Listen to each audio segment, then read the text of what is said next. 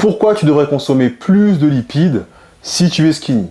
En tant qu'homme maigre, avec une morphologie d'ectomorphe la plupart du temps, tu as un métabolisme qui est particulièrement rapide. Ce qui veut dire que tu consommes énormément de calories au repos. Et ça, c'est pas forcément un problème en soi. Ton problème, c'est que tu ne consommes pas assez de calories. Mais c'est pas ta faute, tu n'as pas la sensation de faim et surtout, tu n'as pas la connaissance de ce que tu devrais manger pour pouvoir optimiser tes apports caloriques et du coup, moins te gaver. Si tu te reconnais dans ce que je viens de dire, reste bien jusqu'à la fin de cette vidéo. La première chose que tu dois savoir, c'est que la base de notre alimentation, ce sont les macronutriments. Ce sont là que se cachent les calories, dans les protéines, les lipides, les glucides. Les protéines ont pour but de permettre de maintenir, de régénérer et de développer la masse musculaire. Les lipides vont avoir un rôle sur la santé cérébrale, la fonction hormonale et la santé cardiovasculaire.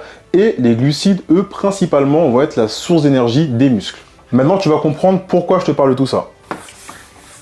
Les protéines, on parle généralement en termes de besoin de 1,6 à 2,2 grammes pour 1 kg. Les lipides, on parle de 1 gramme. Et pour les glucides, c'est le reste. D'accord? Tout simplement. Donc là, on va pas parler de grammage. C'est le reste. Dans 1 gramme de protéines, il y a 4 calories. Dans 1 gramme de lipides, il y a 9 kilocalories. Et dans 1 gramme de glucides, il y a 4 kilocalories. Est-ce que tu vois où je veux en venir? Où se situe la plus grosse quantité de calories pour 1 gramme? Tout ça, c'est 1 gramme. Où se situe? Eh bien, dans les lipides. On a 9 calories pour 1 gramme. En soi, c'est énorme. De notre alimentation, on va d'abord calculer la quantité de protéines qu'on doit ingérer. Généralement, c'est à peu près 20% des apports et ça correspond à 1,6 à 2,2 grammes. Les lipides, on va être en général aux alentours des 30%.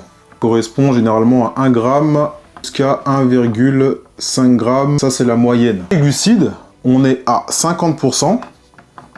Et en fait, ça va correspondre au reste. Parce que d'abord, on va calculer nos apports en protéines, ensuite en lipides, et ensuite le reste des calories, pour compléter le total calorique que tu auras trouvé en maintien, ou du coup en surplus si tu pars directement sur une prise de masse saine, parce que tu n'as pas de body fat, etc., et que du coup on peut directement partir sur une prise de masse, eh bien, ce sera le reste des glucides, ok?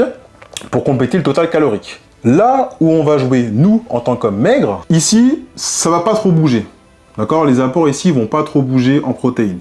Par contre, là où on peut vraiment jouer, ça va être entre les apports en lipides et les apports en glucides. Là, on va pouvoir jouer, ça va être sur les lipides. Et du coup, plutôt que d'être à 1 gramme jusqu'à 1,5 g, on va venir passer à 1,5 jusqu'à 2 grammes. Ici, ça va être ce que tu devras consommer en tant qu'homme skinny. Attention, je ne dis pas que si tu es skinny, tu dois forcément faire comme ça. Non. Ça, c'est une astuce qui va te permettre de consommer plus de calories en consommant un moins gros volume alimentaire et qui n'aura pas d'impact néfaste sur ta santé. Parce que tu peux jouer entre les lipides et les glucides sans aucun problème. Sans aucun problème. Ça veut dire qu'au lieu d'être à 30, 50 là, ce qui nous fait 80, tu peux ici passer à 40, par exemple, ici 40, sans aucun problème. Aucun problème. Tu peux même monter jusqu'à 50. Mais là, attention, parce que du coup, là, si tu es à 50, ici, tu passes à 30. Ok, 5, 6, 7, 8, tu passes à 30. Et si tu consommes trop de lipides, tu peux du coup te retrouver à consommer trop peu de glucides. Et là, ça peut aussi avoir un impact sur ton niveau d'énergie. Donc là, je t'ai mis des équivalences pour que tu puisses mieux comprendre à quel point ça peut être intéressant pour toi dans ton alimentation. Si tu décides de consommer une cuillère à soupe d'huile d'olive, tu as 90 calories en une seule cuillère à soupe. C'est énorme. En équivalence en source de glucides, j'ai pris le riz cuit, 70 grammes, ça équivaut à 90 calories.